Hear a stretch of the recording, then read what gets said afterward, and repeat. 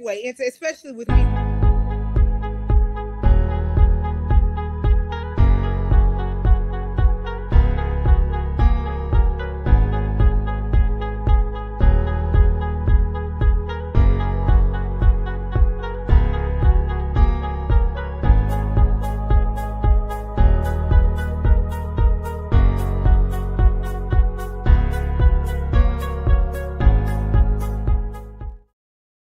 What's up, everybody? Welcome to the August edition of the Kings Cort.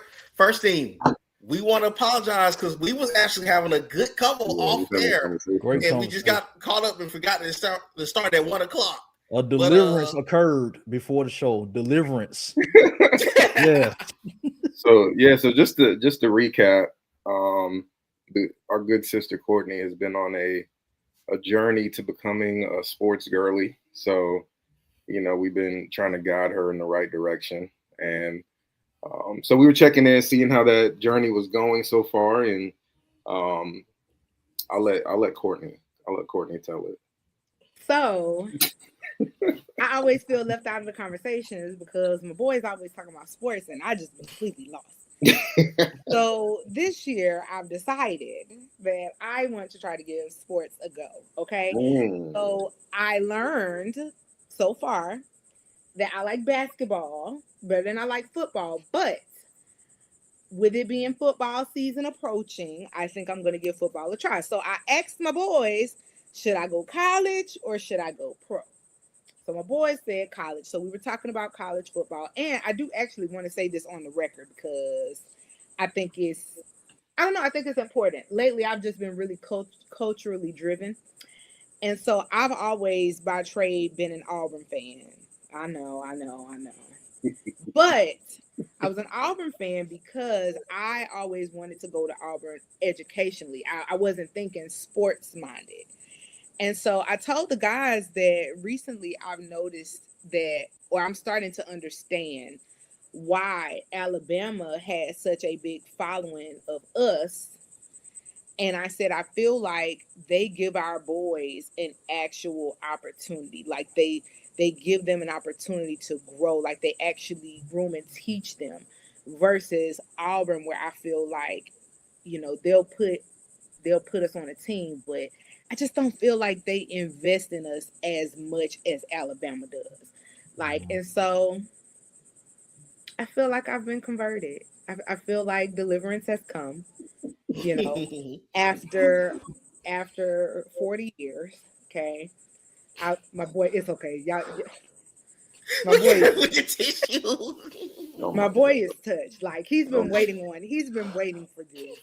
God, you so but good. I feel like deliverance has come, and I feel like this year I'm gonna be roll tiding. I think I'm gonna surrender. And surrender. I gotta retire the War Eagle because the War Eagle it's just not warring in the right direction. So I'm giving college football a try. I'm excited to. We're gonna have to dedicate a show just to us talking sports since I'm a new convert. But yeah, I'm gonna be rolling with the tide this year. I'm gonna follow them boys, see what they got going on. As a lifelong tighter. I'm talking about out the womb. Like it was never about the navy and orange in my house. Like you got thrown out if you said Warrior in my house. It was always Chrism. You bleed Chrism. You sweat Chrism. You slept Chrism. Like that's what it was. So as a lifelong roll tighter, I thank you for coming back home, realizing the error of your ways, and putting on the roll tide. Thank you. We will welcome you. We welcome you with open arms. Does the stream have an applause? We got sound effects. I feel like this. I gotta find it. Let me see. Hand claps in the chat. Hand claps in the chat. But yes, absolutely. Of the sound effect. That's okay. We did it for you. You've made the right choice. You made the right choice. I mean, and you made some good points. I the state of Alabama. We've always took pride in our academics. We always ranked top 5 in academics overall. On the sports, enough said. But yeah, It just seemed like Auburn was always little brother. They have always been little brother. They are the little brother, and they will always be little brother. I don't care what I mean, I they can't do. argue with you on that. I can't. And like I said, shout out to everybody academic wise, but I just really feel like why are you so late? But I just feel like Alabama kind of drives them both home. It's not just, because you got all these places that they don't care about you as a person. They don't care what you know. They don't care about your knowledge. They just care about the sport, what you can bring to the team. And, you got people who are pro ball players that can't read. And I just feel like Alabama kind of, they zone in on both. Yeah, we want you to be good on the field, but we want you to be good off the field. We want you to we want you to have knowledge. We want you to have wisdom, And I think that for us, for our people, that is one of the most, that is one of the most fundamental, like your education, man, you need that.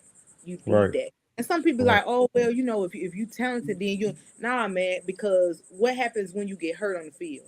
What happens when you set out and you can't rely on that to make your money? You got to have something in here, and that's what really I want to drive home to these young men and even these young women.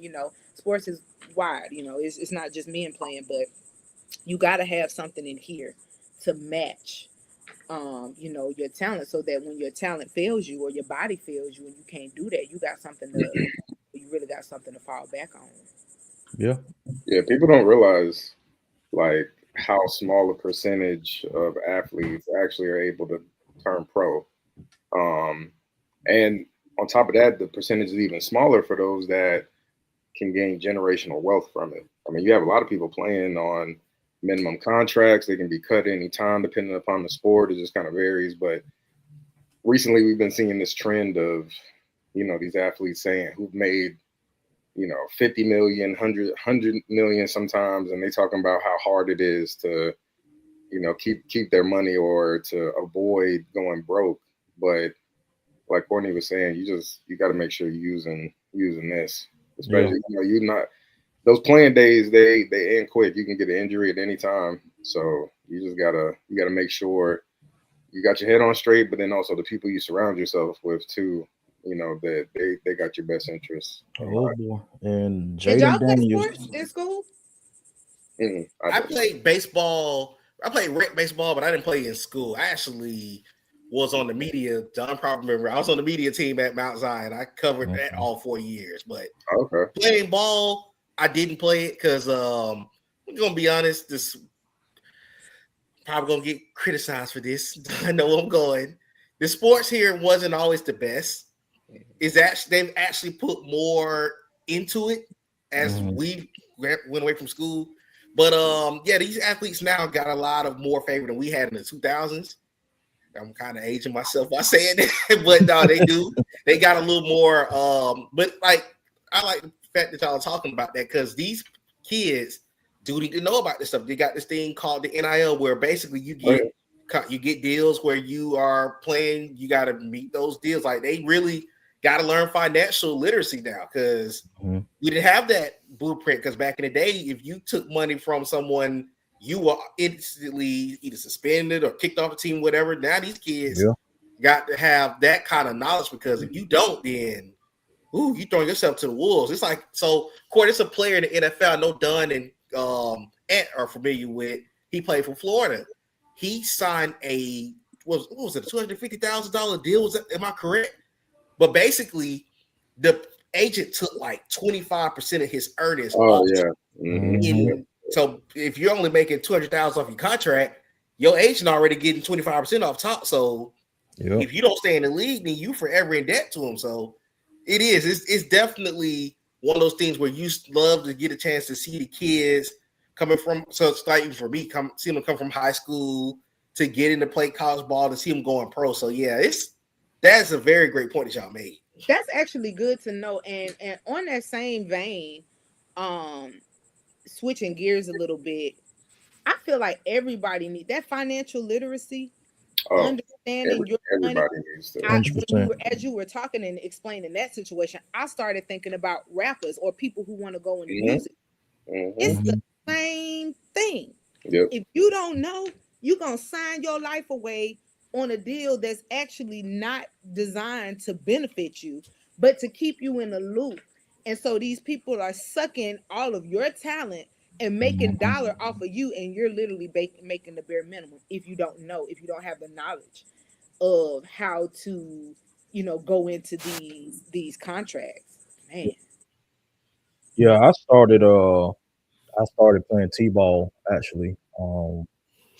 And then I started played little league, and then minor league. Actually played for a rec team outside of high school. So basically, I was going to school, and then after school, I go to practice, had games after school or whatever. But then I had to have surgery, and then that kind of ended that career. And then I tried football in junior high when I was back in Alabama. Um, Went to practice. They asked me to come try out. Came and tried out. That didn't work well because I didn't like how the coach was talking to me. So I just said, "Hey, I'm gonna take all these pads. I don't need this. I'll take all these pads, and I'm just gonna bounce." Because I get that. What's okay, D? I get that you have to motivate the players to play better, but there's a way to do that. And my thing is, I will give you respect if you give me respect. I mean, that's all how I've always lived my life. So I just felt like that moment, it wasn't worth, me pursuing that type of career if you're gonna be talking to me that way. Like nobody talks to me that way. So, but yeah, as I was talking about, the NIL and how it has changed sports, like Nate was saying, back in the day, you couldn't get, all these types of money that these players are getting right now, or else, you was getting kicked out of school, you was getting suspended and all this type of stuff. And I think that, some of these kids have a good chance to go to schools that not only challenge them on the field, but challenge them academically as well. But because of this money, and this NIL is just, oh, where can I go to get the most money? Not knowing that the agent that they're dealing with get something off the top as well. Like the more money they make, the more the agent gonna take.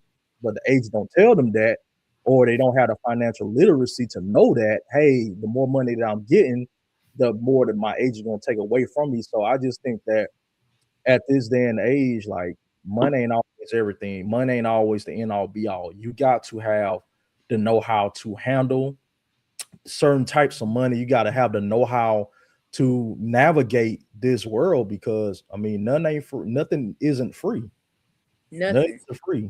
So NIL, I mean, it's here for the good and it's here for the bad. It's done so good and it's done some bad. Nick Saban said a few years ago that there need to be checks and balances on this NIL.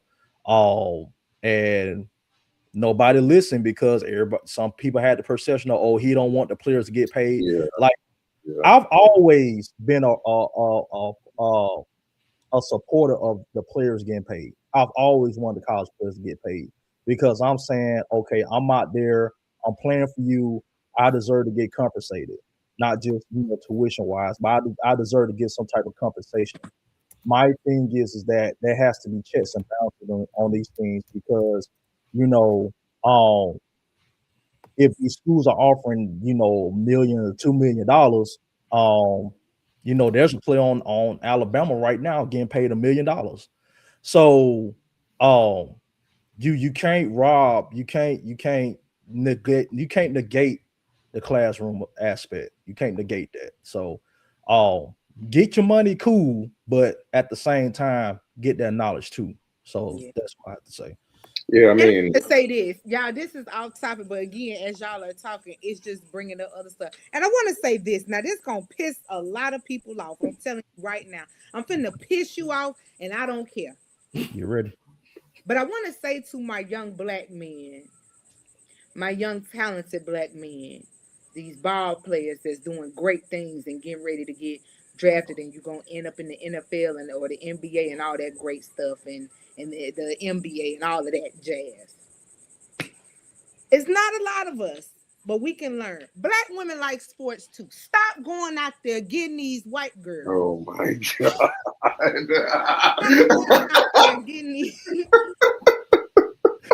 Leave that milk alone. Stop going out there. Let me not talk so loud because I'm around a whole bunch of them. Yeah. Stop going out there getting all these white women. You hear me? Go get you a sister.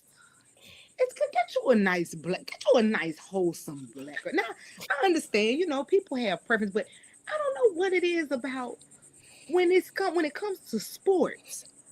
It seems like the YT women they like leaked it, boom, before you know it, they done took one of them, they done snuffed them out. Let me ask y'all this. See, y'all, case in point, how many white girls y'all see with the garbage man? How many white women y'all see with the dope boy? Come on now. I know white girls are a little different these days, to be honest. But you know what? All of them, wow. I'm just saying, like, on the grand scheme of things. Wow, we're going there. Okay. On the grand scheme of things, how many do you see with what we'll call average? Not the majority. It's a small percentage. Yeah, not the majority. Small percentage. But them ball players though.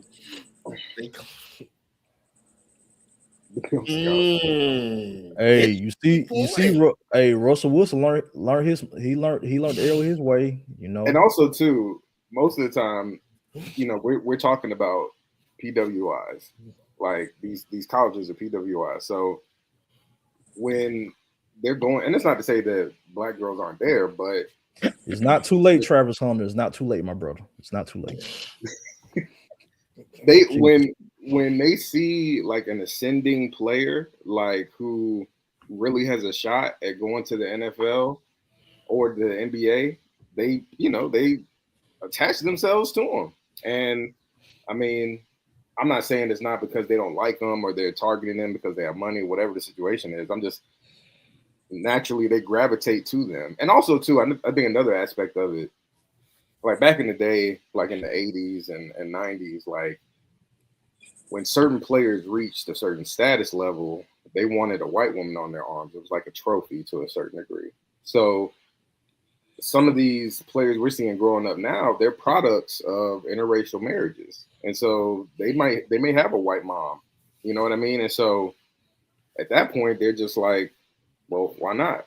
You know what I mean? So, and I'm a newcomer to this, so I'm not trying to be hypercritical of anyone, and I'm, we just having conversation. Mm-hmm. So I'm not, love who you love, attacking, at all, because I was married to a Mexican, so clearly I'm not, I don't have any. Oh, you didn't know that, Ann? Yeah, that is new. That's news to me. Taco Tuesday. You were? I didn't know that. Yeah. That is news I to mean, me. I knew it. That's why I ain't laugh. Okay. Yeah. Taco Tuesday.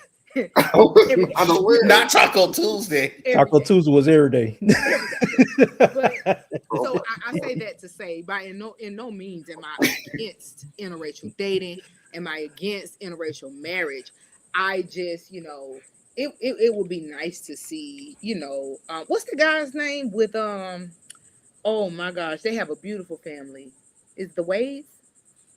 Oh, Dwayne Wade and Gabrielle Union. Is that you Not talking him. about? I'm sorry, wrong one. Yeah, Them not two. yo. Them You two. talking about LeBron? Him. LeBron. Okay. Yeah. Beautiful family. I love LeBron. So I know it exists. I'm not saying it doesn't exist at all, but The greatest example, man. And then somebody had posted a comment, and I think it was maybe the last one. Brian. For the name. This one or the previous one? It's the latest one. Yeah. Yes, this one. And I do agree. I agree with exactly what it's saying, but I don't know when he says they got the playbook. I'm not sure if he's saying that white people have the playbook. I don't know if that was the tone of his message, but I just want to kind of say, so do we. It's not the end all be all with white people. Like, they don't have this infinite amount of knowledge and wisdom that we don't have. We do too. And I agree that we do have to lift each other up, and not tear each other down. That's a key component of that. But, it's that type of mindset, in my opinion, that keeps us against each other, because we out here thinking that white is superior. And it's not. You know, whichever one of y'all just said, I think Ant was saying back in the day in the 80s or whatever, you know, it was considered, you know, a trophy when you got a white woman on your arm. Baby, I'm the trophy. You know what I'm saying? Like, that's just, you know, I think it's our mindsets that need renewing and changing in order for us to lift each other up. You know, because we too busy comparing ourselves, not knowing that we are the playbook. We are the playbook. You know, they can't go nowhere without us. It's our guys that are playing. It's our guys that are winning. You know what I'm saying? Yep. But yet, for whatever reason, in our minds, we think that white is right or white is the prize. Like, you know, I think we just got to change our mindsets at some point. So, I know when I say his name, many people ain't gonna like his name. Kevin Samuels. I know he was a polarizing figure in society. You know, he used to say that. What was that? I said rest in peace, by the way. Yeah, rest in peace, for sure. I wish, never mind. That's a whole nother conversation. I didn't say nothing. My face didn't even change. Oh, God working on me. God working on me. But my facial expression didn't even change when you brought that man name up. I just said right here like this right here. I ain't even moved. That's a whole nother. Hawks just came. Let's chime in and say it's gonna be rough for the Falcons. They play Pittsburgh. Hey, we'll talk about that next month, Pops. We ain't gonna do that right now. We're gonna leave that alone. Yeah, that's my dad. That's my dad. We're not gonna do that right now. Let's not perform a funeral on live television. Like let's Bro, not. I saw right now.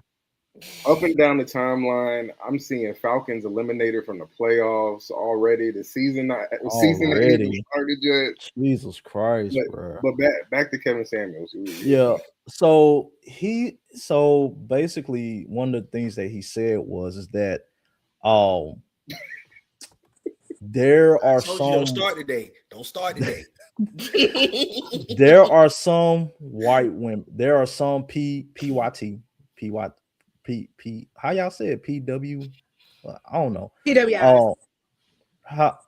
Yeah, that.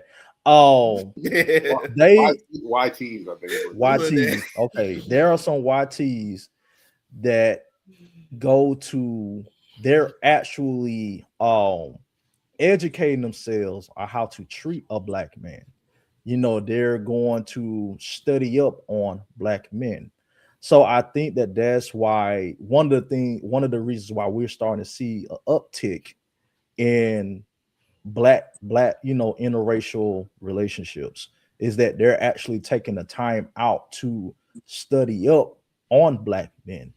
Whereas our sisters, some of them, not all of them, but some of them, I got to piggyback to what you're saying, are not doing that. They're saying, hey, you're black, I'm black, take me as I am. And some black men are saying, no, I'm not going to do that. I'm not going to put up with your attitude.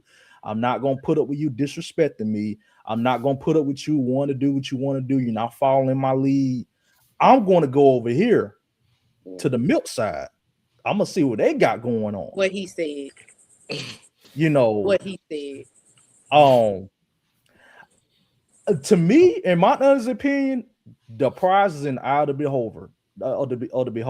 Like, it don't matter if you're black, white, Mexican, whatever. Like, you like who you like. At the end of the day, you like who you like. It's all about preference. So,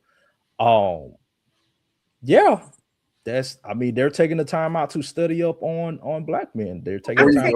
Before you go, Courtney, I know you got a lot to say about this, but I wanted to bring up something else too, since it's okay. So just to backtrack a little bit, this is supposed to be a Q&A, like it's kind of just turned into like random like conversation that we're having, which I'm perfectly fine with. But kind of piggybacking off what Don said just now. So if you look, it really, the type of content is not hard to find, but if you look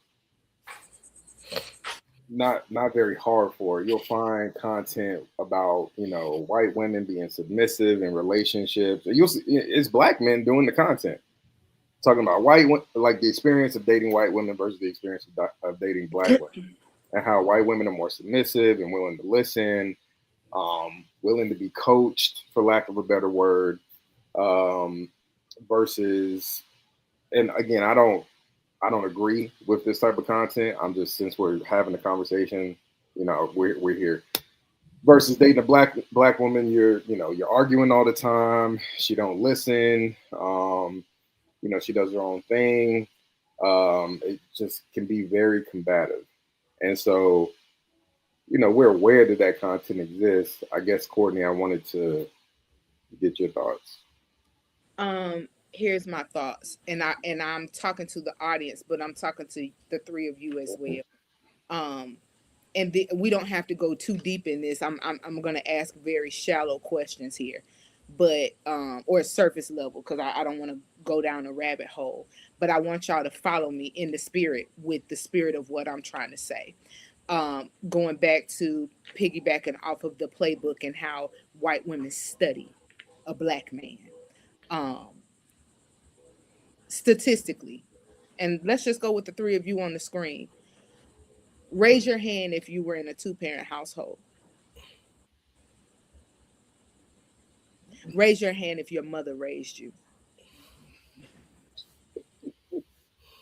I'm a black woman. I'm a single mother. I have a daughter. Your mothers, they had sons, and they raised you to the best of their ability with no help from a black man, a white man, a Chinese man, or whatever man. They raised you to the best of their ability with the village that they had, whatever that village looked like, whether it was your grandmothers or even some had grandfathers. I'm not going to take away from the presence of the black man in some families, even if they weren't right there in your homes. Sure. You grow up, you go to college, you got a gift, you got a talent that your mothers groomed as you grew up. You make it to college in some kind of way, you're into football or you're into basketball, and you make it. And you mean to tell me that a white woman gets to come along and study you off the back of the black woman that raised you, and you think in your mind that she's a trophy? But you'll look at a black woman, the same as your mama, who fought to raise you, who fought to fuel that talent that got you to where you at. In some kind of way, y'all gonna sit here and tell me that the white girl is the prize because she studied you, when the black woman is the one. So yes, we may be a little argumentative. Yeah, we might not listen. We didn't have anybody to listen to because we was too busy trying to raise children alone by ourselves. I feel like my take on that is, I need, the same way that we have to learn, and I do believe that we have to learn, because when you've been without a black man for so long, it's hard to be submissive to something that's been absent. So yes, I do believe that as a black woman, we have to relearn submission, because we've been running things for so long by ourselves that we don't really have nobody to answer to except for God. You know what I'm saying? So I do feel like we have to learn, but I feel like the black man, y'all need to learn how to have grace for us. Have grace for us. Don't be so quick to choose a whole nother race of person because they listen. Because these little white girls came from 2 parents. They had both of their parents, most of them. Some of them. You know, they're the dynamic of what life looked like for them growing up, including their privilege, is completely different than what we saw, than what you saw, than what your mama saw growing up. So I just feel like, in the same way that, critics are, argue, oh, black women don't listen, black women are angry, black women are tired. Hence why I'm on my tropical retreat right now. So yes, we will learn. We can learn submission, but can y'all give grace? No, I think that's a great way to put it. I don't think that's true with these young kids growing up now. I'm gonna tell you, expound on that. I'm gonna tell you, like, even going back to the study guide comment, I think there's too much content out here sometimes for this younger generation, because, like you said, a lot of us can speak based on experiences that we went through this to kind of get us where we are now. But like this younger group of kids, it's like you see so much on social media, and social media is somewhat trying to tell you this is your perfect dude or your perfect girl or your perfect this or your perfect that. And if you don't have any experience, you might jump for something like that you think is in a good spot, but then you're like, that's not what I bargained for. But like you said, it do start back from what you grew up in discovering. And that's one of the things about sports too, is like, once you make it to a certain level, your whole personal life is magnified. So you kind of have to be really careful with what you do out here, because prime example, just throwing the guy, I don't know if you've heard about it, Cort, the guy that played for the Atlanta Falcons, he got 8 games of suspension. He got in a serious relationship issue with a player that's in the WNBA right now. He got suspended 8 games because he chased a girl to the police station and got arrested trying to go on a chase. But you've made all this money, but your mindset hasn't changed. Like, you're going out here, you're putting up stats. So he got a slap on the wrist. Yeah, he got a slap on the wrist. Statistically, you're progressing, but at the same time, you're making decisions that could ruin the rest of your life.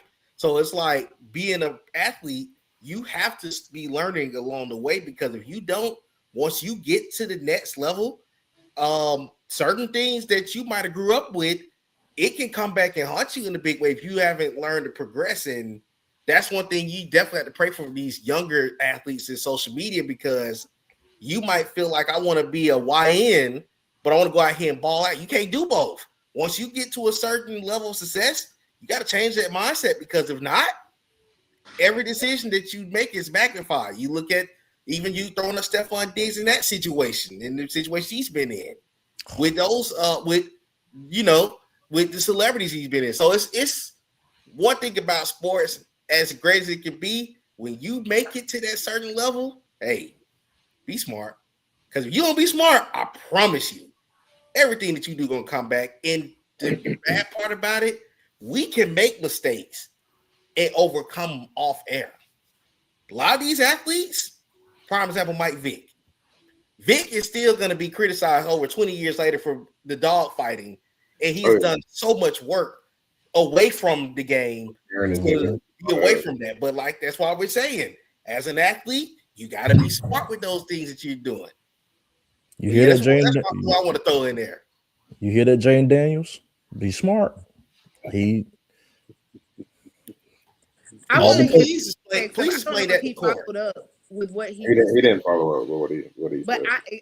I'm curious to know what exactly, because I don't know what I said he didn't agree with. He never followed up, because I was curious. No, I think what he was saying, what he was trying to say is that I don't think per se he was disagreeing with your point. I think that he was saying that, like Nate was saying, these kids nowadays, they like who they like. Like, that's and you got to think about it too. There's no like the endurance perspective on relationships that were prominent back in the day is not prominent now.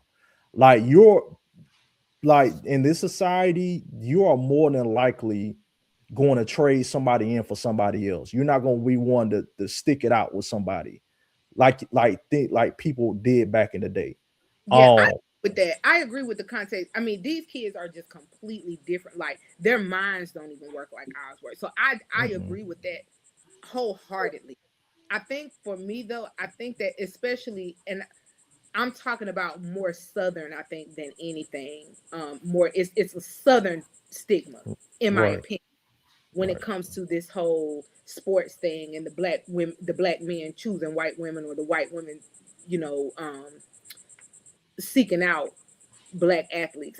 To me, that's more of a Southern thing than anything. But I do agree that children these days, they literally just like what they like, and they don't care what nobody got to say about it either. That's another thing. But I just think Southern wise, with people with these Southern mindsets, and I mean, clearly Don knows, because we're both from Alabama, like, some of the things that we've seen and we grew up and we encountered, some of that stuff don't die. Some of it's going to stay here. The spirit behind it is going to stay here until Jesus come back. And so I think that's kind of more so what I was leaning towards when I'm like, you know, we gotta change our mindsets from thinking that, you know, white is right, or, you know, white is some kind of way, some kind of trophy statement, because it's really not. But yeah, I do agree though. These kids are just, they different, man. They are different. I had a kid, Pocket just started school. She's in middle school now. And man, I be taking her to the bus stop, and the things that I see. She's 11. She'll be 12 in October. So we're talking about children 11 and 12 years old. No, kids are way too grown. No, yeah, the kids nowadays, they getting exposed to so many things that we didn't even get, not even the half of things that we got exposed to back in the day. Like, everything is open, everything is public, everything is in the public. There's no hiding it, there's no secrets. Like, it's crazy. No, kids got phones, they on iPads at kindergarten.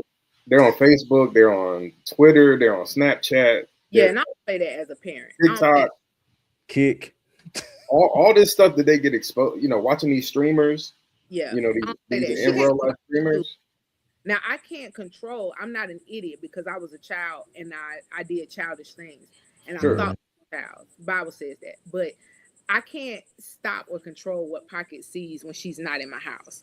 When she's at school with her friends. You know, the things that I can control, I do control. But I'm not stupid or naive enough to know that once she's out of my sight, her other peers, they got phones. iPhone 200.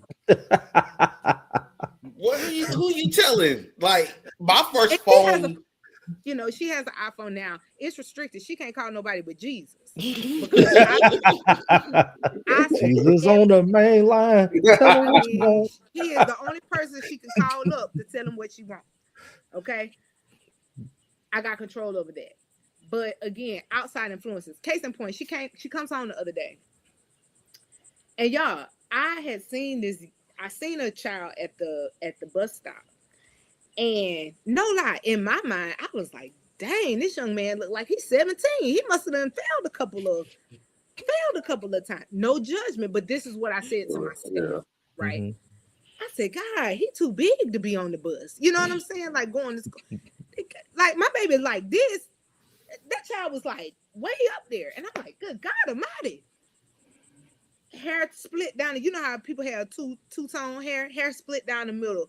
Mm-hmm. Had a fro. One side was black, the other side was burgundy. 11. Stay with me now.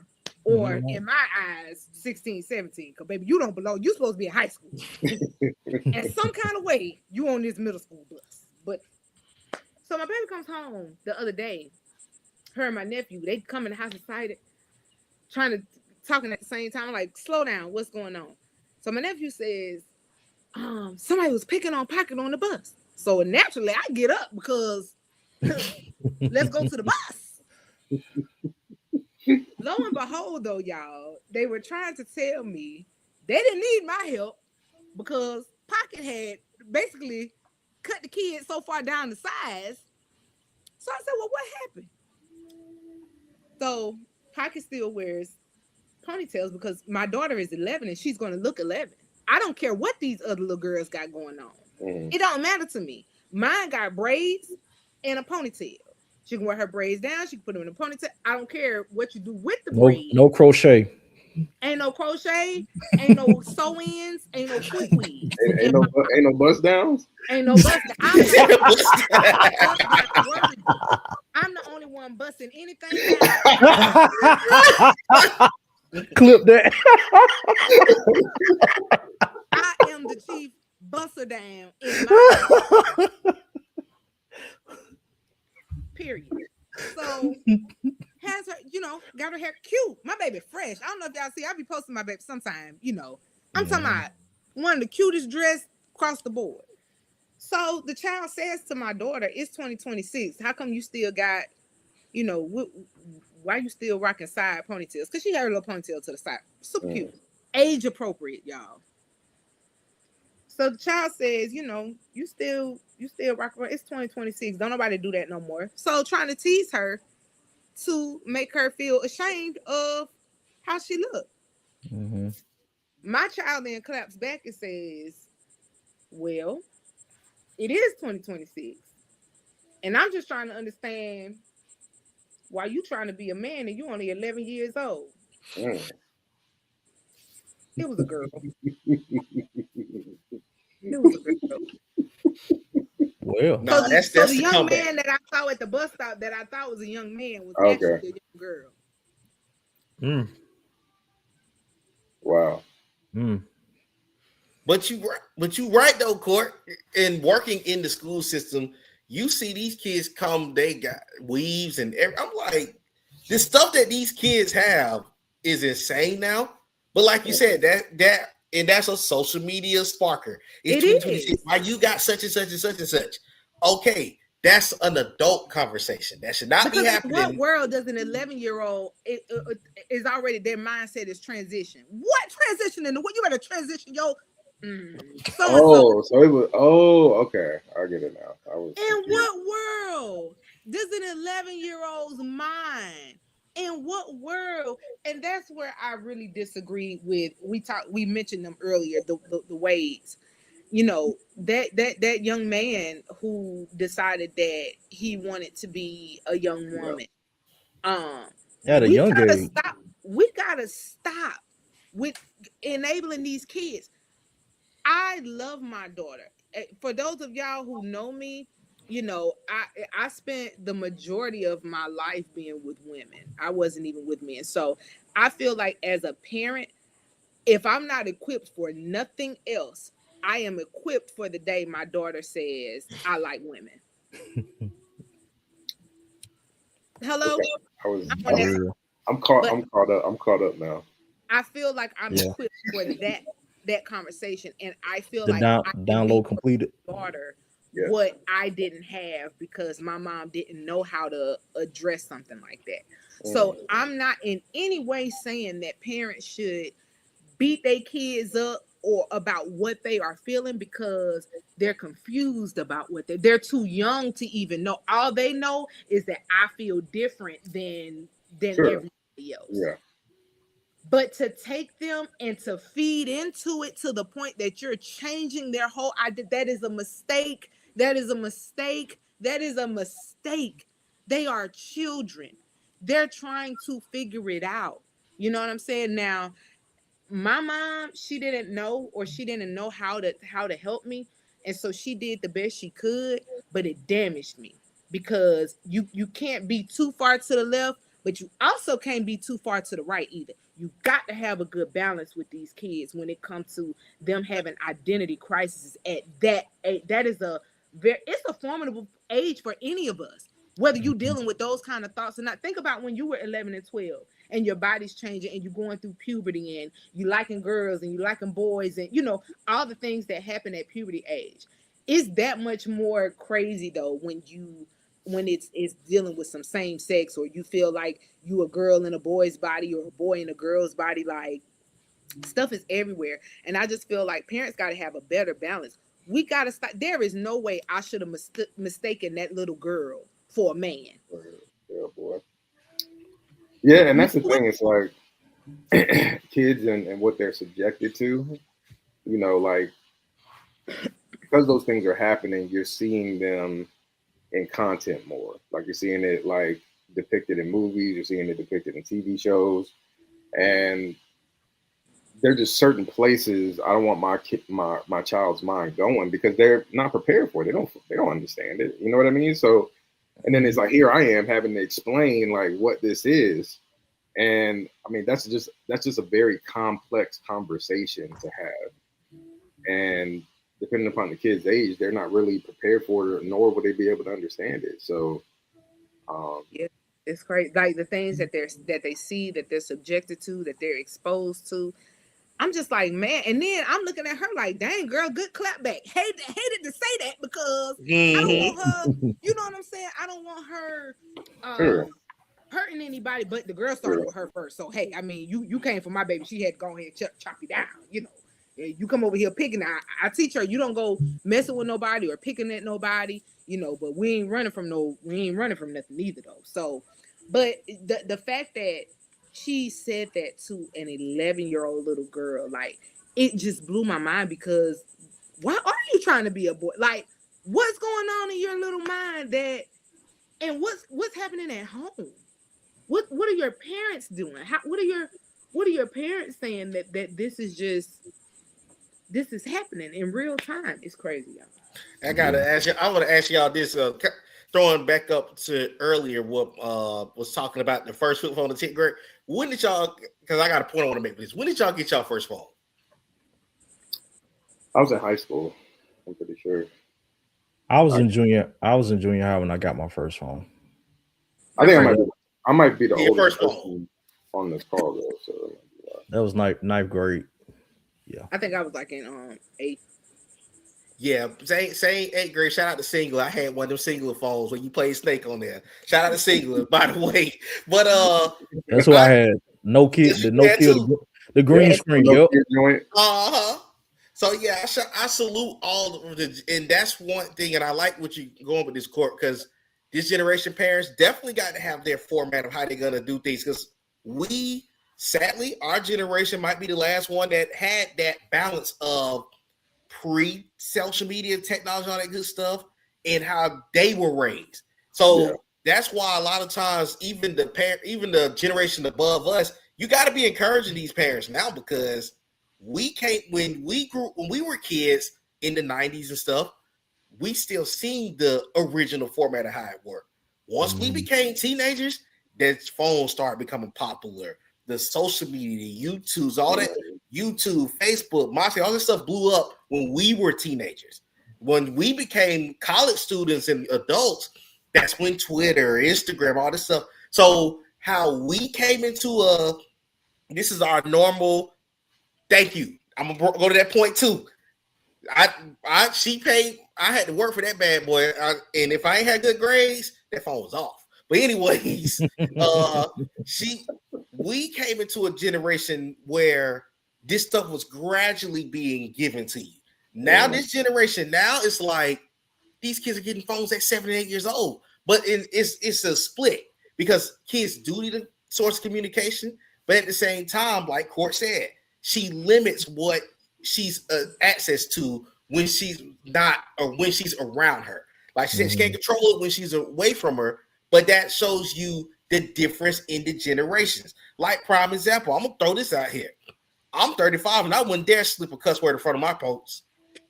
But you got kids now, I see them cussing like a sailor in front of their parents. I'm like, man, what y'all got going on out here these days? I put her teeth down her throat. Like your mouth ain't snatched out of your. I'll put her teeth down her throat. My mom would have smacked the lips off my face. Let me utter one sound. Let me utter one sound in a grown folks conversation. My mouth is getting snatched off my face. Like, yeah. Pocket's favorite thing to tell people, like her little friends and stuff, or people around, she'd be like, no, I like my life. Right. That's like, I love living. That's her favorite thing. When I was in high school and kids were starting to get into like smoking, like Black and Milds or weed, whatever. Like my mom was in the military, on top of just raising me by herself and just the demeanor that she needed to to have to kind of keep me on the straight and narrow. Army. But I knew not to play with my mom. That was just something. It wasn't even a question. I didn't even have to try her because I knew what the end result was going to be. Who you telling, bro? Hey, it was free at the 9 at the point. We had to work our way to that. It was free nights and weekends. Night started at 9 o'clock. Yeah, don't talk to me. Don't text me until after 9 o'clock. Yeah.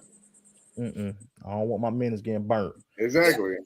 But like things were so simple back then. Like it was so simple, because I'm a 90s baby. Like we had it made. Like we really had it made, and I know that in the 90s we was kind of in the middle of everything, because thing was simple, but we were starting to see the age of technology really, take prominence in the world. So things were simpler back then, but nowadays it's like as much as as me and Jen want kids, there's a small piece of my brain saying maybe I don't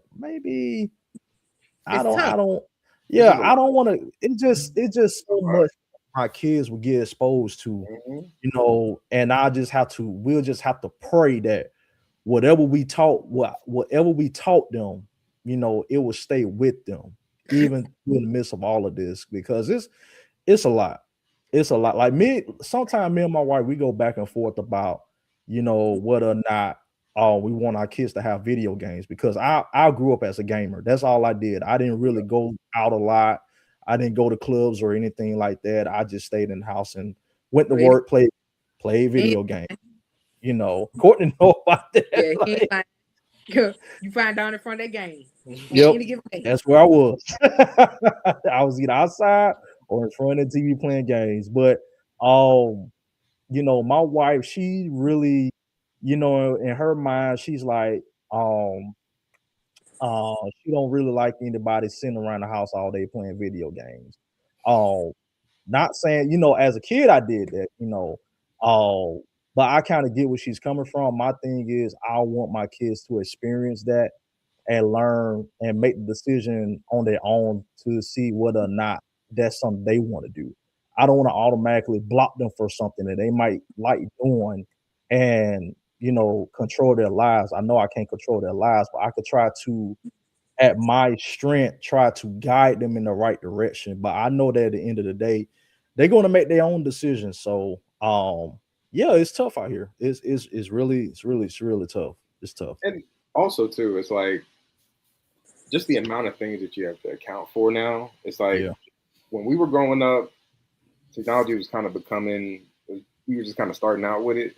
So you couldn't really you could do things, but you couldn't do other things as much as you can do now. Like there's so much evil in this world. You can't even feel good about letting your child go online and play Roblox because there might be somebody posing as a kid and trying to meet up. Like it's just crazy what you have to think about and what you have to safeguard your kid from. And this whole AI thing coming around, like, whew.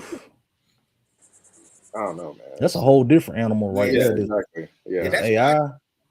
That's why I commend y'all parents now, because like you're having to, and eventually I want to become a dad, but the good thing that I can say that I have the experience of is my younger brothers are 18 and 22 years younger than me. So I get to see what they're growing accustomed to, because the one thing about it is the main thing that I encourage parents to do is make sure, and I know Cort and I know Aunt do with their kids, make sure you push education first still. Do not let that shy away, no matter how advanced we're getting.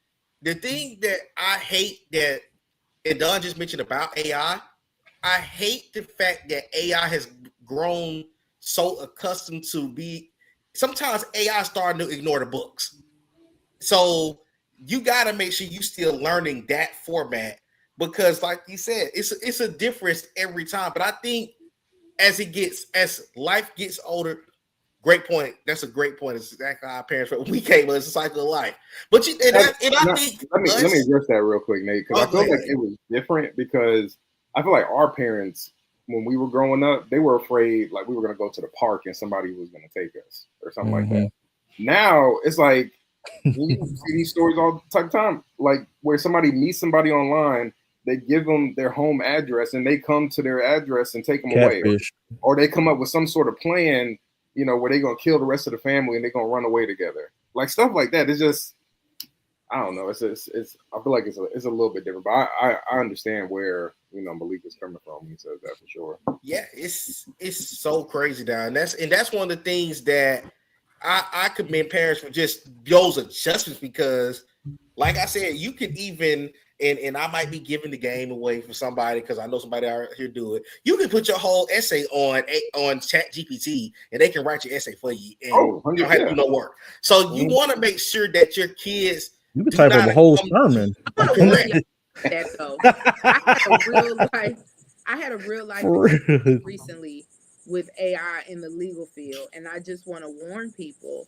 At first, not gonna lie, when AI and Chat GPT first hit the scene, I was 1000%. Okay, me personally, I was 1000% against it. Didn't know why. I just felt like this is not good. It's not going to end well. As I've educated myself on it, I am in favor of it for certain things, not for everything. Sure. Right. God showed me it's a balance, right? But with anything, too much of anything is not good, right? And so I'm learning, but I want to give this to y'all, and for any young people who may be watching, or parents of children, or whoever, because this ain't even a situation with kids. This is a situation with adults who should have known better but did not know better. You cannot take the easy way out with AI. It's going to bite you. I'm a college professor, and I tell my students all the time, you would do better just to invest your time in doing the work and have AI like cross-check you as for checks and balances, than to give AI your assignment and tell them to do it. It's not going to work. So for those of you who know, I work at a law firm. We have a case down in Clayton County that we represent a young lady on direct appeal. We were in the Supreme Court of Georgia. We wrote a brief. The district attorney, the opposing side, they wrote a brief. We went before the trial court in Clayton County, and our motion for new trial was denied.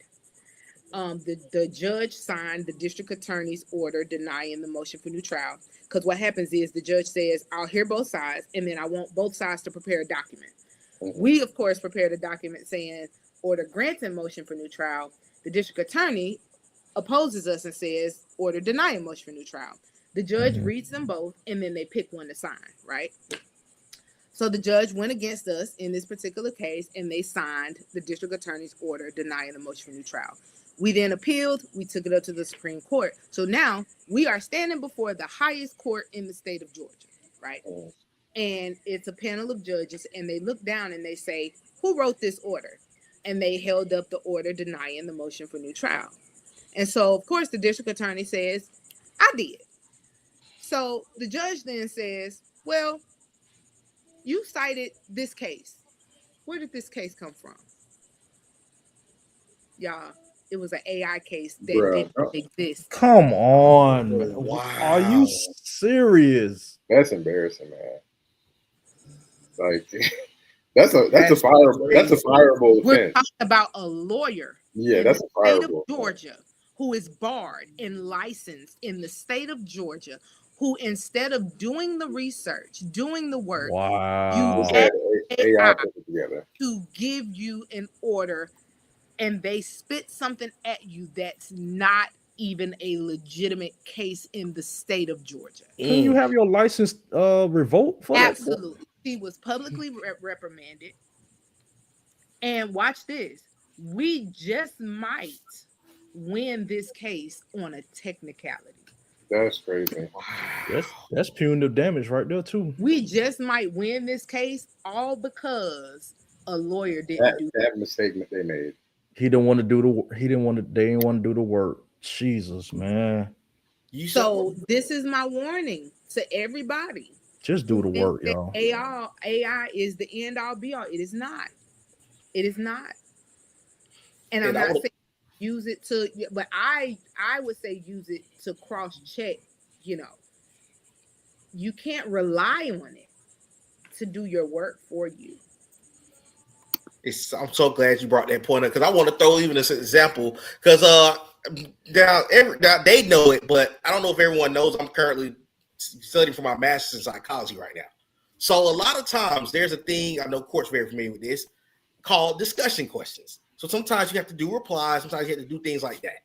So a lot of times they'll require, hey, do like 100 word response or whatever. A lot of times, I'm going to manually do my work, do the research and everything.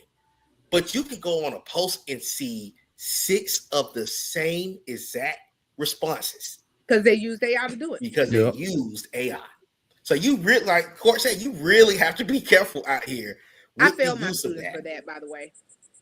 Say it again. I failed my students for things like that. Right. Because that's like plagiarizing, if not worse. But see, done with that, the bad thing about it, and I know Cort know what I'm saying with this, they'll do it and go about their day. They won't. They don't have the knowledge, the sense enough to go and look and see. If let me go see if this person posted this, because they'll post it and say I got my credit, but then when they get a 0, guess what? Your 4 other classmates wrote the same response. So you definitely got to be careful with those things, and that's why, like you said, it has to be a healthy balance now. Because if you don't get a healthy balance, and like, even for example, working in the school system. A lot of times we deliver hundreds of thousands of textbooks a year that never gets touched. Don't aging ourselves right here. We used to get books that had people wrote in it from 6 or 7 years prior, because you actually had to do the work. These kids, sometimes when they bring home classwork, most of their grades are done in class. So how you had the mental knowledge of, when I came home, look, I'm about to do this work because I'm scared of what mama gonna say to me. Sometimes the stuff is don't even come home no more. So you might ask a kid, you got homework? No, I did it in school. What you had to do? I don't know. It's in class. Correct. It's a reason. All the words gonna be abbreviated before we know it.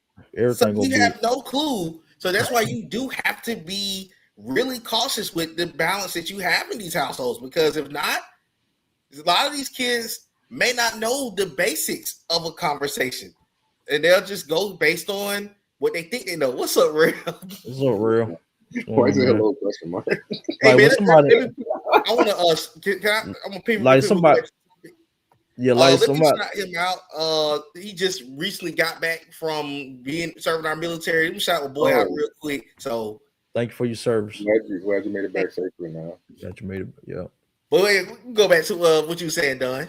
Now, when somebody, I remember I was texting one day, like way back, like when this, and somebody said LOL. I'm like, what does that mean?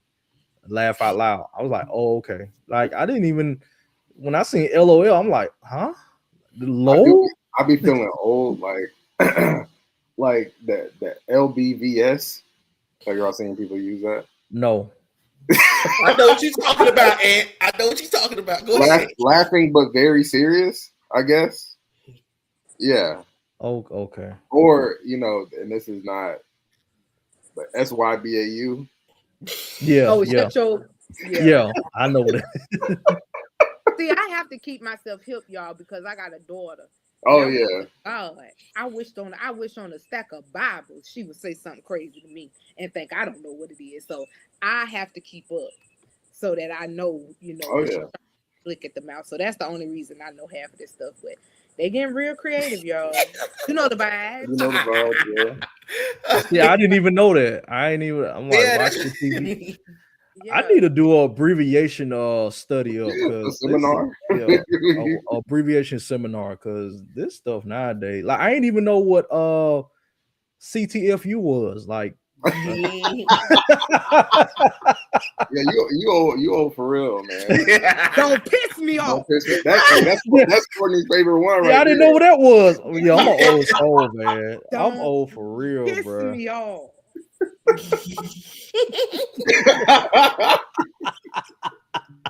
Y'all, I just realized that it's supposed to be a Q&A episode. Me too. That's what I said. But I love how this is going, though, because like to those for real, it's supposed to be a panel today where y'all just so if y'all got questions, put them out there. Please. Oh, what's the question, Real?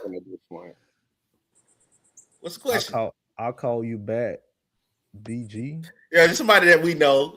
Oh, okay. That we know he's talking to. This is so true. They're making money online based off abbreviations. Yeah, I agree.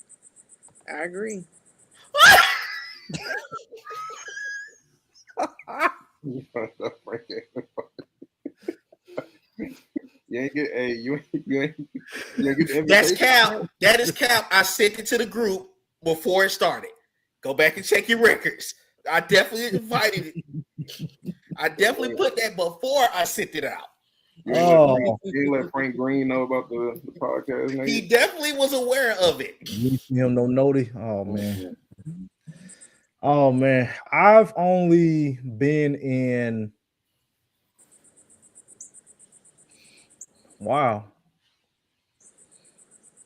I've been in one fight. She on vacay. I've only been in one fight and I won that one. So right now I'm 1-0. Until somebody challenge. Yeah, one fight. It's been years. How we get to talking about fights? What happened? He asked questions, so how many fights y'all been in? Yeah, he asked a question. I've been in fights since probably 18, 19. I won it, but probably since back then. But yeah, I be trying to. I don't like the YN side of me to come out, so I'm gonna keep it that way. What about y'all? I was in a fight. Jeez, I was living on a military base at the time, and it was after school. And honestly, I don't even know what it was about. Just something stupid. I think I was in like middle school or something like that. But it was going badly for me. Exactly, Frank. Exactly, bro. Exactly. I ain't got time for all that. Yeah. I ain't got time for that, bro. I'm too old. It was going so bad that somebody pulled over to the side of the road to stop the fight, like an adult. So I was fighting. So, but yeah, that's the only fight I've ever been at. How many tens of fights? She said tens of fights.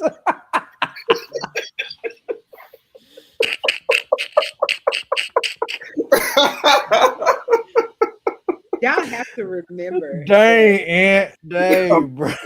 Y'all have to remember that adult me is a different version than young Courtney.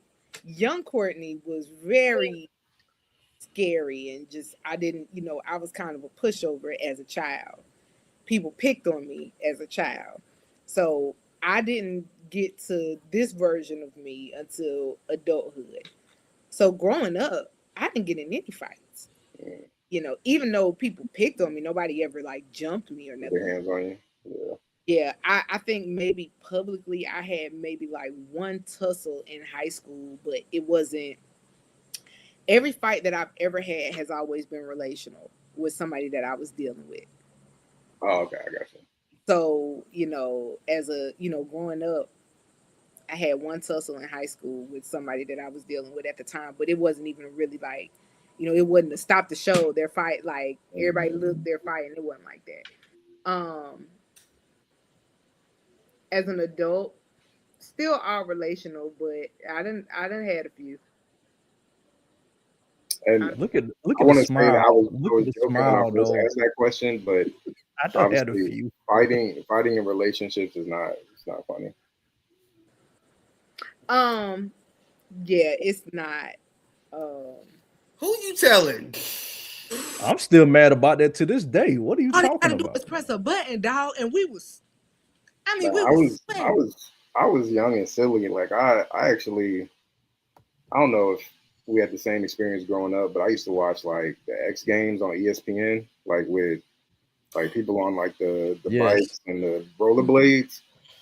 And I got infatuated with the idea of thinking I could use some rollerblades and try going down a hill and just like bust my butt. I made a mistake and wore rollerblades in the house one day, and my mom had just got done frying some chicken, and that grease was still warm. And I fell back, and the grease went flying everywhere. Grease was on my face. It was on my arms. Like they had to take you to the hospital. Nah, they just rubbed some toothpaste and butter. Hey, you'll be all right. Hey, you just locked a young adulthood memory. Shan got the best fried chicken in the goddamn world. Ooh. Who? Oh, your mom? My mama. Oh, okay. Man, if you ain't and also I'm gonna tell you somebody else who chicken was on point. Your grandmama, God rest her soul. Man, when grandma took the time, baby, you was gonna eat. Yeah, you were gonna eat good. You was gonna eat good. And you better finish that plate too. You gonna sit right there. You better finish that plate too. I gotta check out the fried chicken in Alabama, apparently. Oh, yeah. How y'all feel about your significant other having the opposite sex as friends? I don't have an issue with that. Shoot, these days you asking the wrong question. Same sex is questionable these days to me. You talking about opposite sex? I'm about to get Courtney started. I don't. Is questionable, but I don't care. I think that I have several guy friends. Yeah, several. And I don't want to risk. I mean, I don't want to sacrifice my friendships. I won't sacrifice my friendships for a relationship. I will sacrifice my friendship for a marriage. I've been watching a series on dating and relationships, and I finally, at 40 years old, realized I've been dating wrong my entire life. And so I have plans to change that significantly so that I can get to, I think, what God has for me. But I personally don't have a problem with it. Like, I think that, I just don't have a problem with it. As long as it's not, anything disrespectful or blatantly, now, if that's a fact. If them arms are not, if that arm meat ain't dangling, she can't cook. If she run into his arms, getting lifted up and giving him a hug when they see each other, then that's a red flag. Oh yeah, that's a no for me, dog. That's a no for me, dog. Y'all don't think that? I don't have an issue with it. I don't have an issue with it except for when it comes to the friend of the opposite sex try to invite me out to lunch or something. Then my wife will have an exception about that. Okay. Yeah. Because I do have friends of the opposite sex, but they also know my wife too. So if one of them be like, hey, let's go out to lunch, and my wife wasn't invited, I'm like, nah, I can't do that. Well, I think that's weird anyway. I don't think that. Yeah. I think that when you get married, your life changes. Now, It again, does. relationships, I'm not doing marriage stuff in relationships anymore. Mm-mm. So if I have friends of the opposite sex and I'm dating someone, it is what it is, honey. I'm sorry. It is what it is. So food reference.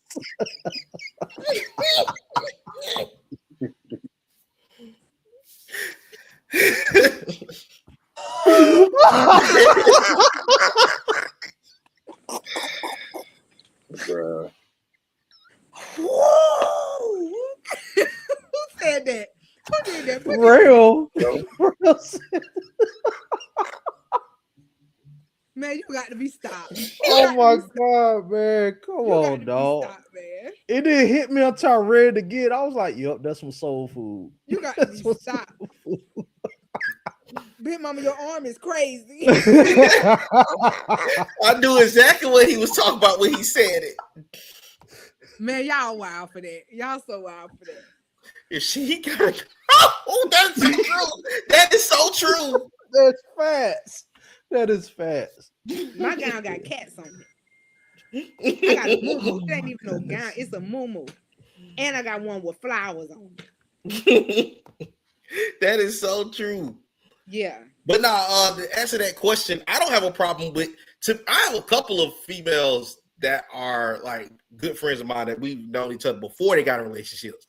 And for me, like, I have healthy boundaries with them. Like, if they get invited to something that I'm having or whatnot, shoot, bring your dude with you. And that'll be the same in the situation for me. Like, I have enough respect because, for one, the ones that I do consider like my sisters, we've never crossed any boundaries that shouldn't be crossed. So, look, you ain't your guy invited like that. Shoot, that's bro-in-law. I'm gonna keep it like that. But like you said, if it's also, you gotta also be careful with those relationships because, for one, if you're in a serious relationship, it's a certain time of night I'm not about to text you. I'm not about to text you at a certain time. I'm not about to text you this early in the morning or this late in the evening. I'm gonna respect your significant other. But like, I think it varies. I know y'all was talking about the whole lunch thing. I think it also varies the setting and everything. If it's something where, shoot, you gonna have somebody come out with you, then that's one thing. But like, if let's go have a date night. We're gonna have date night. No.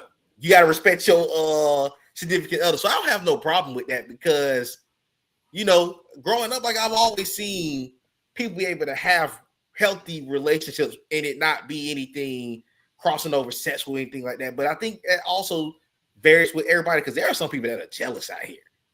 And they have their previous experiences where they'll be like, well, in my last, no. Let me make this clear. If something happened in your previous relationship, you got to, it's tough. I get it. But you got to be cautious and not carry that into every other relationship. Because guess what? This person could be completely innocent, but you already accusing them of something that they're not on. But how do you know that they're operating like this? Trust me, you'll know if it's something that ain't right home. Because if you happen to get onto them about 11 o'clock at night, they're free and texting. Nah, ain't got a reason to be texting. But yeah, I'm cool with the opposite sex friendships. I am. But for me, I'm secure in knowing who I will be with. Yeah, should it go there. Oh, let's see. What can all right, now you're gonna have to start you a reality show for the love of Katie. You might play with love. I don't know, honey. I would say church, but you can't find them there no more. Ooh. It's kind of murky out here, man. You know.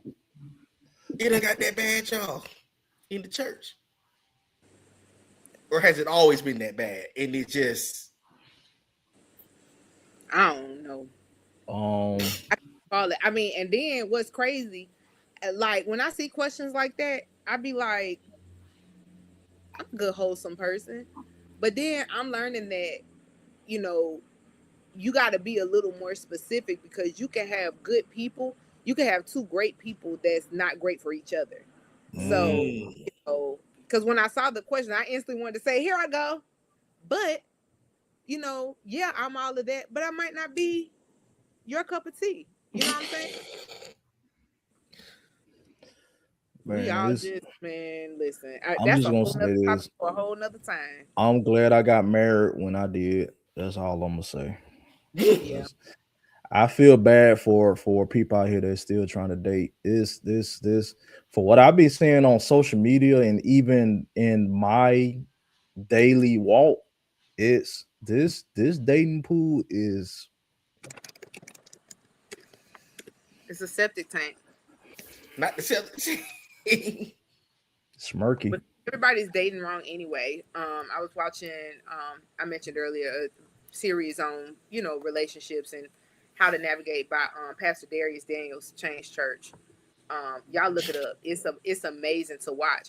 We keep saying stuff like, and Rel is right. Like we say it all the time. All of us, like Don just said it. Dating pool is contaminated. It got piss in it. But really, we're the problem because we're dating wrong. And Pastor Daniel was breaking down like there's 3 different types of dating. You got culture's way of dating, which is the one that typically most of us fall in. A lot of us fall in. And culture's way of dating is enjoy each other and attach yourselves. So you going out, you enjoying each other's company, you having a good time, you creating these soul ties because you tying up with people that you were never meant to tie up with, and you're falling in love with fools before you realize that they're fools. Okay, and so yeah. And then the second way is the church's way, where you avoid sin and you rush in. Where people in church, oh, I can't sin, I can't fornicate, so you just hurry up and marry somebody because you don't want to go to hell. And you still end up doing it wrong because you just tying up with somebody just off the sake of saying, you know, I'm not sinning. Oh, darn, that's for you. Oh yeah, I want to hear this. I've never asked this question actually. So this was at the beginning of 2017. I had just I was recently the divorce was already taking place before the official paperwork was filed. I'm just say that. I literally before I went to sleep one night, I said, Lord, just send me my wife. Simple as that. Send me my wife. And that's when I had I met Jen at church, at my mom's church. I had met her, and I was interested in her. I said, okay, she's in church, seeing she knows the word, she loves God. I said, okay, let me slide them DMs. I ain't say it like that. I just said, let me inbox her. That's how I said it. Let me inbox her. So inboxed her. I said, hey, how you doing? I know you was in church last night. I just wanted to just wanted to see how your day was going. No Grand Rising? No Grand Rising. No Grand Rising. No Grand Rising. Yeah. She left me on red for like a week. I'm not even gonna lie to you. She left me on Leo. She left me on red because she knew at that time I was going through a divorce. But she didn't know that I was still, even though I was going through a divorce, until the paperwork is finalized, I'm technically still married. Yeah. Technically still married. So she didn't want anything to do with that. Then we had our church had a get together at the bowling alley. Went to the bowling alley, we talked, and all that stuff, and she had to end up leaving or whatever. And text her again. I said, hey, just want to make sure that you made it home safe. Left me on red again. And I'm like, Mom, like, I don't think I want to talk to her. Paper. She said, you got to show me the papers. Right. I don't think this gonna work out. She leave me on red. Like, I don't know. So in May, or late on during that year, May of 2017, May 19th, 2017, I got the date right there in my head. That's when everything became finalized. I took her on a date. I gave her some roses, a box of chocolate, and an envelope. And the envelope had the divorce papers in it. From that day on, we started dating. So it roughly took me about 6 months to realize that she was the one. And in June of 2017, I officially proposed to her in church. She had no clue about it. Bought her a ring, bought her flowers, got on one knee right there in church. I still have the video on my phone to this day. She had no clue about it, and I proposed to her in June.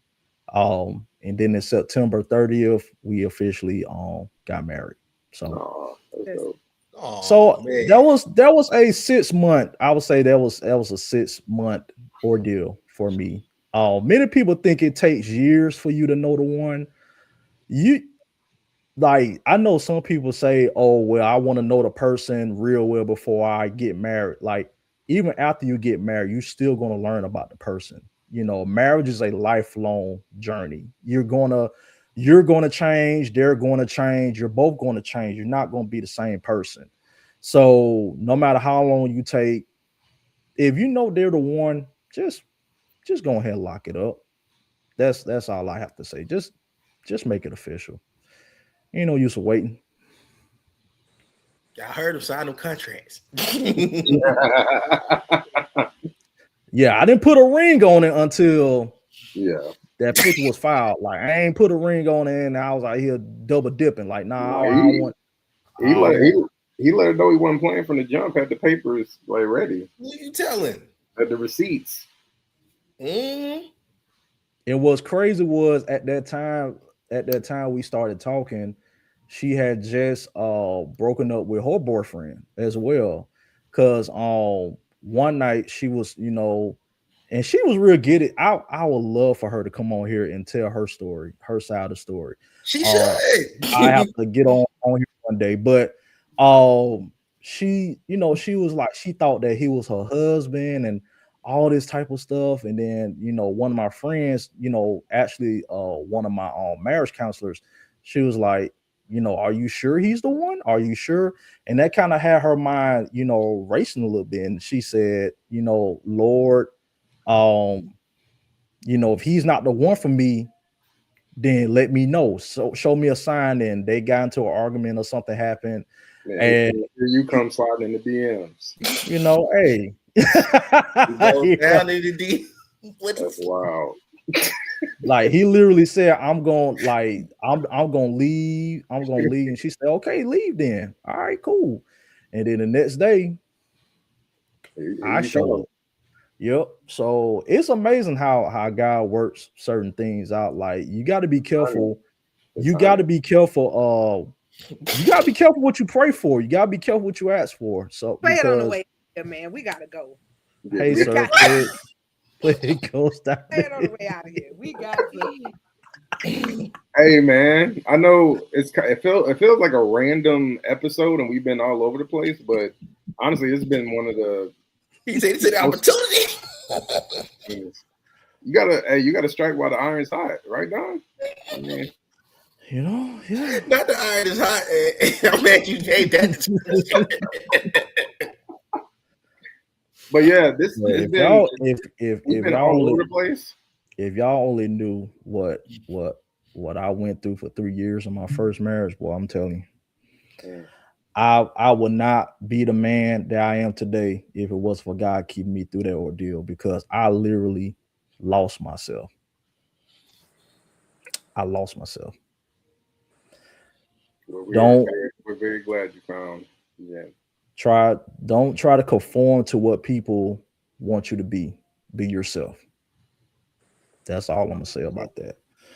You better say that. That's a perfect way for us to end this show today. This was a fun show. I know y'all supposed to give us. I had a lot of fun. Look, when we say we're gonna do a question and answers, y'all gotta start throwing some more questions now. Y'all start throwing it at the end, but fun show though. It was a fun show. I enjoyed it. Now you gotta send them invites out too, though, like for real, because that's messed up. Yeah. See, in Frank, I ain't sending that. I told them last month we were doing a question and answer this month. So, but yeah, we definitely got to do that. But it was a fun show. Y'all got anything to say when we get up out of here? I appreciate everybody tuning in, man. Make sure y'all, follow us on all the platforms and check in with us next time. We'll be doing another show next month. So we're not doing this thing. We ain't doing this thing. Yeah, I know. I know this. I know today was kind of like a random. It seemed like a random episode. We talked about everything and some of this and some of that, everything in between. But we're gonna try to have a topic centric episode for y'all next month. We're gonna get to work on that right away. We're gonna put our beautiful brains together and come up with something to talk about. But yeah, it was a fun show today. Really enjoyed the time with the crew as always, with the audience. We appreciate y'all for coming in and chiming in with your comments and your experiences. It wouldn't be no Kings Cort without y'all. It won't be it won't be a podcast without y'all. Y'all are the people who make the show. It ain't us. Y'all make the show. So appreciate y'all. We love y'all. We appreciate y'all. Well, yeah. See y'all. And if y'all want us to cover something in particular, just put it in the comments. Like y'all want us to talk about something. Yeah. We are open to suggestions. But absolutely. Enjoy the rest of that vacay, Courtney. We will see you next time. See y'all. All right, everyone. Y'all enjoy y'all evening, and we out of here.